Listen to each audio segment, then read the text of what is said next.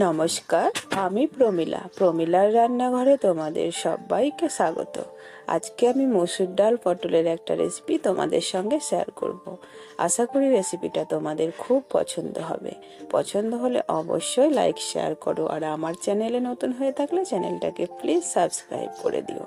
চলো দেরি না করে শুরু করি আমার আজকের রেসিপি।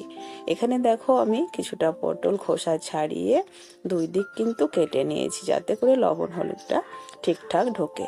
খুব সুন্দর করে ধুয়ে পরিষ্কারও করে নিয়েছি। আর এখানে আছে দেখো মসুর ডাল 1 কাপ। ডালটাকে ধুয়ে নেব আর পটলটাকে চলো ভেজে নেব।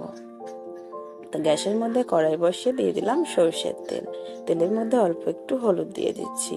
হলুদটাকে একটু খুব ভালো করে মিশিয়ে নিলাম। এবার পটলটা ছেড়ে দিচ্ছি। পটল দিয়ে গ্যাসের ফ্লেমটাকে বাড়িয়ে দিয়ে 1 মিনিট মতো পটলটাকে লাল করে ভেজে নেব।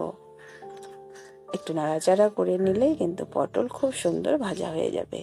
এখন কিন্তু পটলটা ভাজা হয়ে গেছে, ঠিক এরকম করেই ভেজে নেবে, আর এর থেকে বেশি ভাজার দরকার নেই। এখন তেল থেকে পটলগুলো আমি উঠিয়ে নেব। এই রান্নাটা খুব সহজ, আশা করি তোমাদের পছন্দ হবে। পুরো ভিডিওটা দেখো আমি কিভাবে বানাচ্ছি। পটলটা কিন্তু উঠিয়ে নিলাম। ওই তেলের মধ্যে দিয়ে দিচ্ছি আমি আরো কিছুটা তেল। সরষের তেল দিয়ে পুরো রান্নাটা করব। সরষের তেলের কিন্তু স্বাদটা একটু বেশি হয়। দিয়ে দিলাম একটা শুকনো লঙ্কা, একটা তেজপাতা ফাটিয়ে, আর দিয়ে দিচ্ছি 1/2 চামচ গোটা জিরে। ফোড়নটাকে কয়েক সেকেন্ড একটু ভাজা ভাজা করে নিলাম। একটা বড় সাইজের পেঁয়াজ আমি কুচিয়ে নিয়েছি, দিয়ে দিচ্ছি। গ্যাসের ফ্লেমটাকে এখন একটু মিডিয়ামে রেখে পেঁয়াজটাকেও হালকা লাল করে ভেজে নেব। খুব অল্প উপকরণ দিয়ে কিন্তু আজকের রেসিপিটা বানাতে চলেছি, আর যারা রান্নায় একদমই প্রথম তাদের কিন্তু খুব সুবিধা হবে। দেখো পেঁয়াজটা ভাজা ভাজা হয়ে গেছে, এর থেকে বেশি কিন্তু আমি আর ভাজছি না। এবার এর মধ্যে দিয়ে দিচ্ছি একটা মিডিয়াম সাইজের টমেটো, ছোট ছোট করে কেটে নিয়েছি। দিয়ে দিচ্ছি টমেটোর মধ্যে আমি লবণ আর হলুদটাও দিয়ে দিচ্ছি একদম রেসিপিটার আন্দাজ করে। পরে আবার যদি কম মনে হয় তো দিয়ে দেব। এবার লবণ হলুদ দিয়ে টমেটোটাকে আবারও কয়েক সেকেন্ড নাড়াচাড়া করে নিচ্ছি, হালকা কালার আসা অবধি টমেটোর গায়ে। টমেটোটাকেও কিন্তু আমি কয়েক সেকেন্ড নাড়াচাড়া করে নিয়েছি। এবার এর মধ্যে কিন্তু আমি আদা রসুনের পেস্ট ব্যবহার করছি। 2 চামচ মতো আদা রসুন আমি একসঙ্গে পেস্ট করে নিয়েছি, দিয়ে দিচ্ছি। এবার আদা রসুনের কাঁচা গন্ধটাকেও কিন্তু মেরে নেব। গ্যাসের ফ্লেম এই সময় কিন্তু আমি মিডিয়ামে রেখেছি। আদা রসুনের কাঁচা গন্ধ চলে গেছে, একে একে বাকি গুঁড়ো মশলাগুলো অ্যাড করব। খুব সুন্দর করে আদা রসুনের কাঁচা গন্ধটা অবশ্যই মেরে নেবে।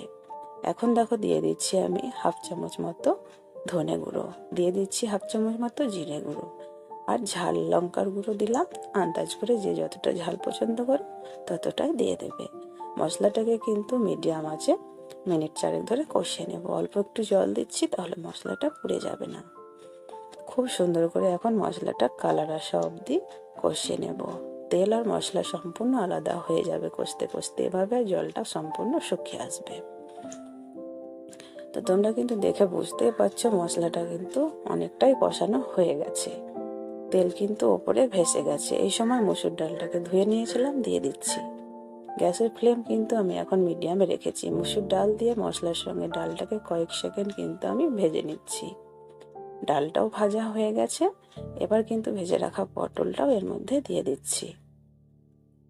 পটল দিয়ে আবারও কয়েক সেকেন্ড কিন্তু পটল ডাল একসঙ্গে ভেজে নেব। খুব সহজ রান্নাটা, পুরো ভিডিওটা দেখার কিন্তু অনুরোধ রইল। স্কিপ করো না, বাড়িতে সকলকে বানিয়ে খাওয়াও, দেখবে সকলেরই পছন্দ হবে। দেখো ডাল পটল একসঙ্গে কিন্তু আমি বেশ খানিকক্ষণ কষিয়ে নিয়েছি। এবার সেদ্ধর জন্য দিয়ে দেবো জল। তো জলটা কিন্তু বেশ খানিকটাই দিতে হবে। তোমরা জানোই যে ডালে কিন্তু জল টেনে নেয়, তাই অনেকটাই পরিমাণ জল কিন্তু দেব, যেন সেদ্ধ হয়, আর যেন ভাত দিয়ে বা রুটি পরোটা যাই দিয়েই খাও না কেন খেতে পারা যায়। খুব শুকনো রাখবো না, আর খুব ঢিলে কিন্তু রাখবো না, এরকম হবে। ঢাকা দিয়ে 7-8 মিনিট স্লো আছে রান্নাটা করে নেব। ঠিক 8 মিনিট পরে ঢাকাটা খুলে নিলাম। আমাদের ডাল পটল কিন্তু একদম রেডি হয়ে গেছে। নামানোর আগে আমি গরম মশলা ছড়িয়ে আরো কিছু 2-3টে উপকরণ ছড়িয়ে দিয়ে কিন্তু নামিয়ে নেব। তো দেখো কত সুন্দর সুসেদ্ধ হয়েছে, অথচ কিন্তু দানা দানা ভাব আছে। ঠিক এরকম ভাবেই নামাবে, আর এটা আর একটু শক্ত কিন্তু হবে বা শুকিয়ে আসবে। তো এখন গরম মশলা ছড়িয়ে দিচ্ছি 1/2 চামচ মতো, আর একটুখানি দিয়ে দিচ্ছি কাসুরি মেথি। এগুলো থাকলে দেবে, এই ডালটার স্বাদ কিন্তু আরও বেড়ে যাবে। আর হাফ চামচ মতো ঘি দিয়ে দিচ্ছি। সব কিছু একসঙ্গে খুব ভালো করে মিশিয়ে নেওয়ার পরে গ্যাসটা অফ করে দেব। তো আর একটু পরে দেখবে এটা কিন্তু আর একটু ঘন হয়ে এসেছে। ঠিক এরকম ভাবেই কিন্তু এই ডাল পটলটা নামিয়ে নেবে। খুব পাতলাও রাখবে না, খুব ঘনও রাখবে না।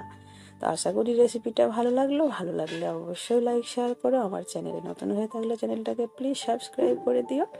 আর এরকম ঘরোয়া রেসিপি পেতে পাশে থাকা বেল বাটনটি অবশ্যই ক্লিক করে দিও। তো দেখো পটল ডাল একদম রেডি হয়ে গেছে। বাড়িতে বানিয়েও সবাইকে খাওয়াবে, সবাই খুব প্রশংসা করবে। আর বাড়িতে বানিয়েছো কিনা অবশ্যই কিন্তু আমাকে জানাবে কমেন্ট বক্সে। দেখো কতটা ঘন হয়ে এসেছে, আমি কিন্তু নামিয়ে নিয়েছি। তো আজকে এই পর্যন্তই, ভালো থেকো, দেখা হবে পরের পর্বে।